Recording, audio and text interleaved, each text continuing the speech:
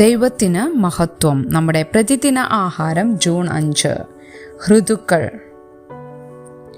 എല്ലാറ്റിനും ഒരു സമയമുണ്ട്, ആകാശത്തിന് കീഴുള്ള സകല കാര്യത്തിനും ഒരു കാലമുണ്ട്. സഭാപ്രസംഗിയുടെ പുസ്തകം 3-ാം അധ്യായം 1-ാം വാക്യം.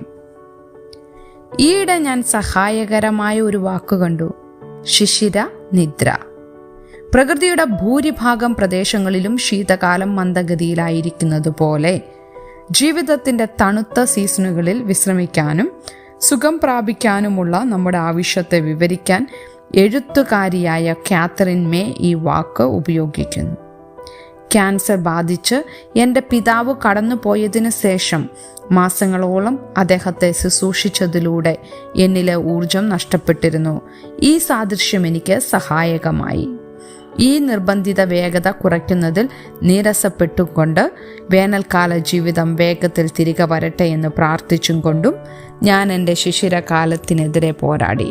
പക്ഷേ എനിക്ക് ഒരുപാട് പഠിക്കാനുണ്ടായിരുന്നു. ആകാശത്തിന് കീഴിലുള്ള സകല കാര്യത്തിനും ഒരു കാലമുണ്ട് എന്ന് സഭാപ്രസംഗിയുടെ പ്രസിദ്ധമായ വാക്കുകൾ പറയുന്നു. നടാനും കൊയ്യാനും കരയാനും ചിരിക്കാനും വിലപിക്കാനും നൃത്തം ചെയ്യാനും ഒരു സമയമുണ്ട്. വർഷങ്ങളായി ഞാൻ ഈ വാക്കുകൾ വായിച്ചിരുന്നു. പക്ഷേ എൻ്റെ ശൈത്യകാലത്ത് മാത്രമാണ് ഞാൻ അവ മനസ്സിലാക്കാൻ തുടങ്ങിയത്. നമുക്ക് അവയുടെ മേൽ നിയന്ത്രണമില്ലെങ്കിലും ഓരോ സീസണും പരിധിക്കുള്ളിലാണ്. അതിൻ്റെ ജോലി പൂർത്തിയാകുമ്പോൾ അത് കടന്നു പോകും. അവ എന്താണെന്ന് നമുക്ക് എല്ലായ്പ്പോഴും മനസ്സിലാക്കാൻ കഴിയില്ലെങ്കിലും അവയിലൂടെ ദൈവം നമ്മിൽ പ്രധാനപ്പെട്ട എന്തെങ്കിലും ചെയ്യുന്നുണ്ട്. എൻ്റെ വിലാപകാലം അവസാനിച്ചിട്ടില്ല. അത് കഴിയുമ്പോൾ നൃത്തം തിരിച്ചു വരും.